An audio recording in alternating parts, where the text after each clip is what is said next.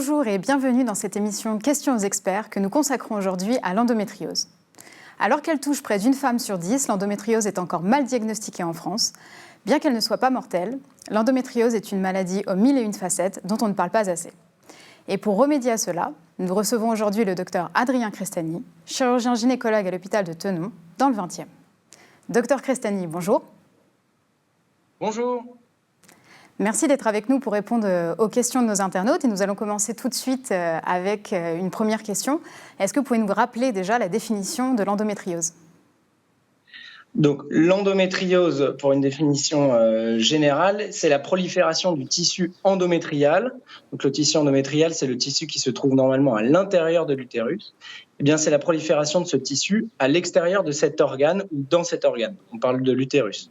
Donc, ce tissu, il peut s'implanter depuis la paroi de l'utérus jusqu'à tous les organes du tube digestif, en passant par les poumons, parfois même le nez, enfin voilà, ça va dans tous les organes du corps humain. Ensuite, la définition anatomopathologique, c'est lorsqu'on retrouve sur les lames du tissu endométrial en lui-même et des glandes. Et donc, on a eu plusieurs questions au niveau des douleurs. Est-ce que vous nous parlez un petit peu plus des douleurs ressenties pendant l'endométriose ? Comment elles se manifestent ? Alors, l'endométriose, le symptôme principal de l'endométriose, ce sont les douleurs de règles. Donc, ce sont des femmes qui ont, depuis le début de leurs règles, depuis leur tendre enfance, en général à partir de 12 ans, elles ont mal pendant les règles et ça, probablement, ça s'aggrave. Ça, c'est le premier symptôme, le plus important. Ces patientes, elles peuvent avoir d'autres douleurs, mais ces douleurs, elles sont très généralement rythmées par les règles. Il peut y avoir d'autres symptômes qui sont essentiellement des saignements, et ces saignements, ils sont eux aussi rythmés par les règles. Ce sont des femmes qui vont saigner, par exemple, qui vont avoir des rectorragies, donc saigner par l'anus, par exemple. Ensuite, ces patientes, elles vont avoir des douleurs pendant les rapports sexuels. Ça, c'est un autre symptôme majeur de l'endométriose. À ce sujet, j'ai une femme qui nous dit « Je n'ai pas de douleur intense pendant mes règles, mais j'ai des règles très abondantes ». Est-ce que, du coup, l'endométriose peut être en cause dans son cas ? Alors, le principal symptôme de l'endométriose étant la douleur, une patiente qui n'a pas de douleur est très très peu probablement touchée par l'endométriose. Le seul saignement abondant pendant les règles ne peut pas être à elle seule une cause, enfin ça ne peut pas être lié à l'endométriose à elle seule. Il faudra éliminer des diagnostics qui sont beaucoup plus probables et beaucoup plus embêtants, et donc dans ces cas-là, à cette patiente, je serais rassurant d'un point de vue de l'endométriose. Et est-ce qu'il existe des facteurs de risque spécifiques à l'endométriose ? Alors, c'est une maladie qui est multifactorielle, c'est-à-dire qu'il n'y a pas un seul facteur de risque spécifique qu'on peut mettre en cause. Il y a une multitude de facteurs de risque. On peut évoquer par exemple le caractère familial. On sait que chez les patients dont la mère et la grand-mère ont de l'endométriose, on retrouve chez les filles de l'endométriose. On peut évoquer les facteurs de risque qui sont environnementaux. En général, ce sont des perturbateurs endocriniens. On sait qu'à côté de certaines usines dans certains pays, il y a une augmentation de la prévalence de l'endométriose. Et on sait que ces perturbateurs endocriniens ont un rôle dans la métabolisation des hormones sexuelles et donc de la présence d'endométriose. C'est donc une maladie héréditaire, puisque j'ai aussi plusieurs auditrices qui nous ont dit « Ma mère, ma grand-mère est atteinte d'endométriose, est-ce que je dois m'inquiéter ?» Notamment des auditrices très jeunes. Alors, effectivement, on pense qu'il y a une part d'hérédité dans la maladie de l'endométriose, mais elle n'est jamais totalement responsable. Il y a deux mécanismes qui sont en jeu. Probablement une sensibilité des tissus eux-mêmes, et donc ça c'est acquis par la génétique, c'est inné finalement, et aussi une part qui est du fait que les familles partagent le même milieu extérieur. On vit parfois dans la même maison, en tout cas dans la même région, et donc on partage les mêmes facteurs de risque environnementaux.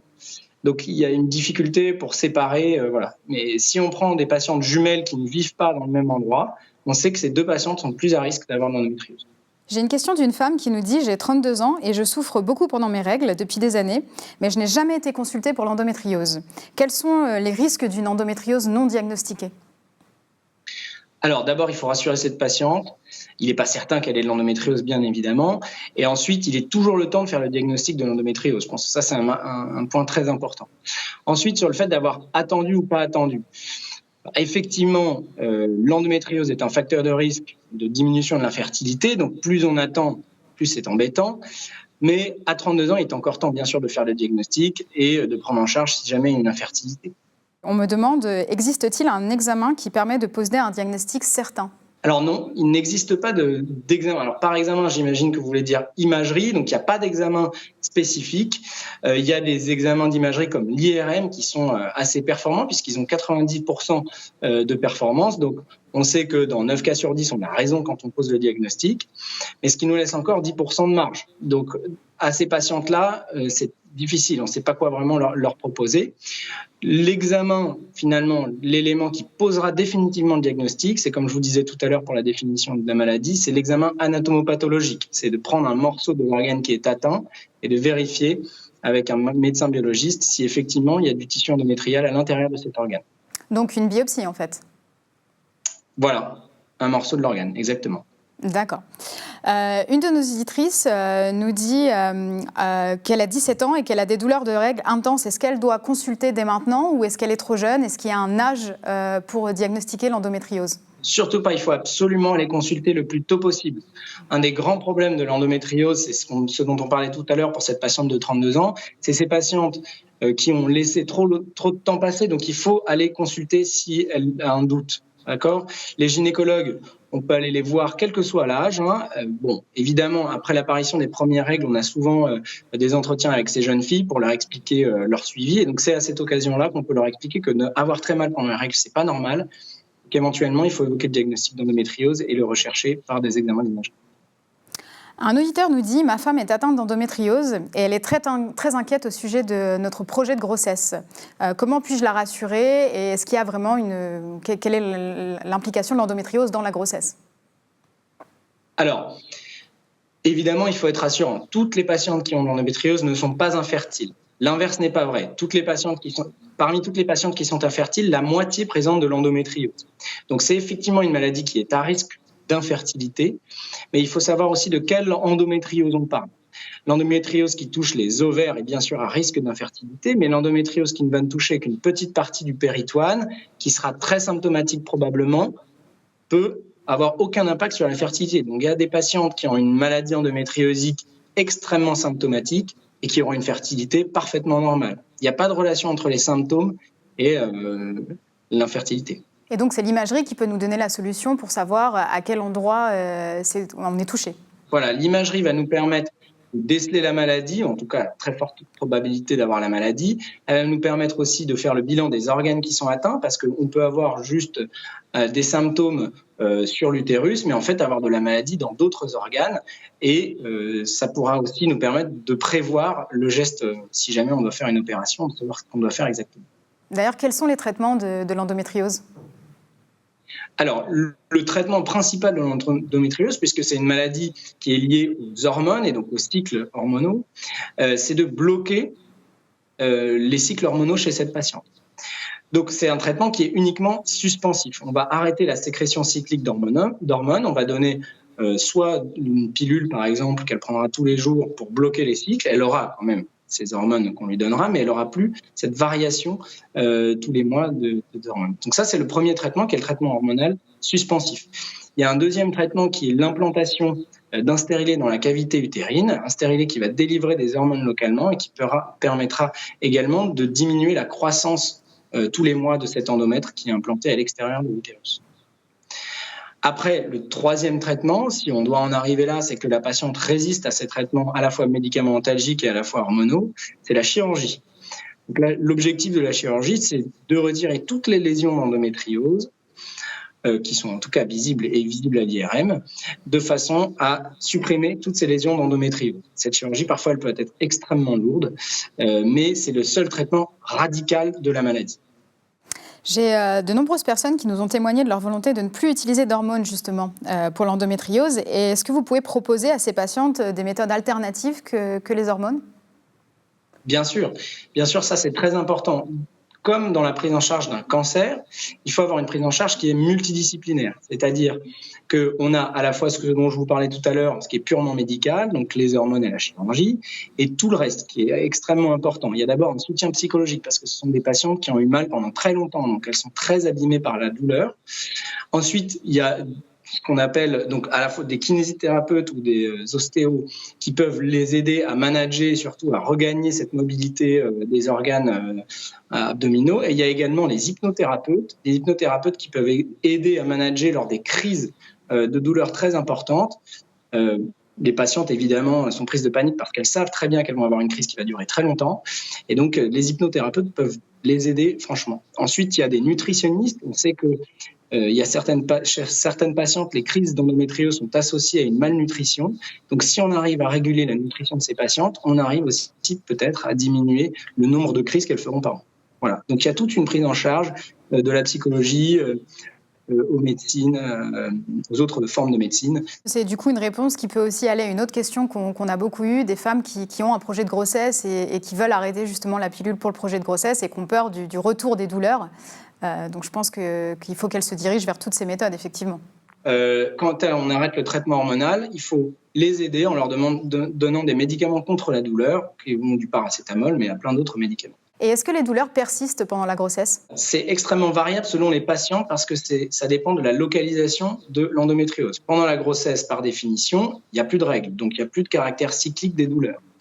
Par contre, si ces patientes, elles avaient par exemple une très grosse lésion qui touchait l'ovaire, la compression par l'utérus peut augmenter les douleurs. Chez les patientes qui n'avaient que quelques lésions très symptomatiques, qui étaient très sensibles à ces douleurs de règles, qui n'avaient mal que pendant les règles par exemple, certes très mal, mais que pendant les règles, il n'y aura plus ces douleurs pendant la grossesse. Donc ça dépendra vraiment de la localisation et de la symptomatologie des patients. Et peut-on guérir de l'endométriose ? Alors, guérir, ce serait ne plus avoir de symptômes ou est-ce que ce serait ne plus avoir de lésions ? Si on considère que c'est ne plus avoir de symptômes, parce que finalement ces patientes, c'est ce qu'elles veulent, c'est ne plus avoir de symptômes, avec un traitement antalgique et une prise en charge multidisciplinaire, il y a des patientes qui ne se plaignent plus de l'endométriose. Donc on peut considérer qu'elles sont d'un point de vue symptomatique guéries. Pour ce qui est du traitement, si vous voulez, de la présence de ces lésions, il faudrait les enlever finalement, ces lésions, pour qu'on les considère comme guéries. Et à ce compte-là, il y a uniquement la chirurgie qui guérit ces patients. Voilà. Et en parlant de chirurgie, on a eu aussi beaucoup de questions sur la chirurgie. Est-ce que c'est une chirurgie compliquée ? Quels sont les risques de la chirurgie au niveau de l'endométriose ? Alors, selon la forme de l'endométriose et selon l'étendue des lésions, la prise en charge chirurgicale peut être assez simple, finalement, faire une cœlioscopie exploratrice, regarder la présence d'endométriose sur le péritoine, donc l'enveloppe des organes du tube digestif, par exemple, et retirer des petites lésions. Si ça n'est que ça, finalement, c'est une chirurgie qui est rapide, on peut sortir le jour même. Si par contre, cette endométriose, elle touche des ovaires, le tube digestif, certains organes, l'utérus en lui-même, les trompes. Là, on va être obligé de réséquer la maladie, en essayant évidemment d'épargner les organes, mais de réséquer la maladie, et donc ça aura un impact sur la suite. Si par exemple, on doit être amené à réséquer du tube digestif, à faire une anastomose, donc recoller les deux morceaux du tube digestif, parfois même aller faire une stomie, ça peut être des prises en charge qui sont très longues, compliquées, mais qui à la fin ont pour objectif de faire disparaître les douleurs des patients. On m'a posé aussi comme question, doit-on prendre un traitement à vie pour l'endométriose ? Alors, à vie, non. D'abord, c'est à partir du moment où vous avez vos premières règles, donc on peut estimer que les premiers symptômes apparaissent entre 13 et 14 ans. S'il y a des douleurs de règles, on commencera à ce moment-là les traitements contre la douleur. Et ensuite, cette maladie, elle s'arrête à la ménopause, puisque à la ménopause, il n'y a plus de règles et donc il n'y a plus de douleur. Ça met un peu de temps pour s'installer. Une fois que la ménopause est vraiment installée, il n'y a plus de douleur d'endométriose, dans la plupart des cas, encore une fois. Et donc, ce traitement, il sera finalement pendant le temps où les hormones sont sécrétées de façon cyclique. Ce qui représente une très grande partie de la vie des patientes. Mais effectivement, si on ne veut plus avoir de symptômes, ce sera pendant toute cette période qu'il faudra prendre les traitements ou en tout cas observer cette chose. Donc, docteur Crestani, si j'ai bien compris, avoir mal pendant ces règles, c'est pas normal. Ce n'est absolument pas normal d'avoir mal au point d'avoir des absences scolaires d'abord quand on est jeune. Donc, c'est des jeunes filles qui ne vont pas au collège, qui ne vont pas au lycée. Ça, ce n'est pas normal. Et ensuite, quand on grandit, d'avoir mal au point de ne pas pouvoir aller travailler, ça n'est absolument pas normal. D'avoir mal au point de prendre des médicaments à chaque fois que vous avez vos règles, ça n'est absolument pas normal. Avoir mal au point que vous ne pouvez pas avoir de rapport avec votre compagnon, que vous avez des pertes de sang associées, ça n'est pas normal. Donc, non, il faut absolument aller voir votre gynécologue dans ces cas-là parce que ce dont on parlait tout à l'heure, si on s'en rend compte à 45 ans, c'est plus embêtant. Je pense que c'est intéressant et important de souligner ça parce que les femmes ont beaucoup tendance à supporter leur douleur de règles sans se rendre compte que c'est souvent anormal comme douleur. Mais je vous remercie, Dr Crestani, pour la clarté de vos réponses. Nous arrivons à terme de notre émission. Merci à vous pour votre participation à travers les questions que vous nous avez fait parvenir. Et merci de votre fidélité. Vous pouvez revoir cette émission sur notre site Pourquoi Docteur et sur notre chaîne YouTube. Vous pouvez également faire part de vos commentaires et réactions sur les réseaux sociaux. Je vous donne rendez-vous bientôt et avec grand plaisir pour un prochain Questions aux experts. Au revoir.